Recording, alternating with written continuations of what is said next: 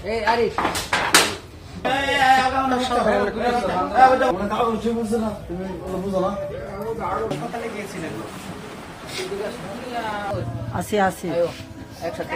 পর্যন্ত 5 জন রোগী ঢাকা বার্ন ইউনিটে চিকিৎসাধীন আছে।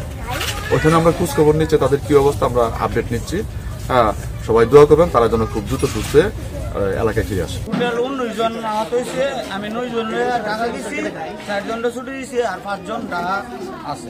গ্যাস সিলিন্ডার বিস্ফোরিত হইয়া আগুন বাহিরে আইসা, বাহিরে যারা লোক ছিল, পোলাবান ছিল, স্কুল ছাত্ররা ছিল, এদিকে রাস্তাতে আসা যাওয়ার পথে তারা শরীরে আগুনে দগ্ধ হয়েছে এবং আরো যারা আগুন নিয়ন্ত্রণ করতে গেছিল অনেক লোকই এই আগুনে দগ্ধ হয়েছে। এই এলাকাবাসী সকলে মিলে আমরা ভৈরব হসপিটাল, সরকারি হসপিটাল নিয়ে গেলাম।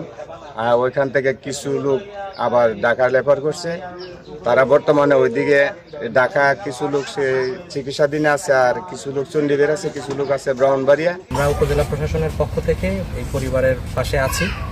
আশা করি যে উপজেলা প্রশাসনের পক্ষ থেকে সর্বোচ্চ সহযোগিতাই আমরা করব এবং এখানে যারা আছেন আর কি উপস্থিত, তাদের কাছেও আমার অনুরোধ থাকবে যে এই বাচ্চাদের আমরা যাতে বেশি বেশি দেখতে না যাই, মানে দেখতে গেলে পরে যেহেতু পোড়ার রোগী আর কি, সেখানে কিন্তু ক্ষতিগ্রস্ত হওয়ার আশঙ্কা আরো বাড়ে। চিকিৎসা যেহেতু চলমান আছে, তাদের চিকিৎসার জন্য আর্থিক সহায়তা আমরা উপজেলা প্রশাসন থেকে দেব আর কি। আশা করি সমস্যা হবে না।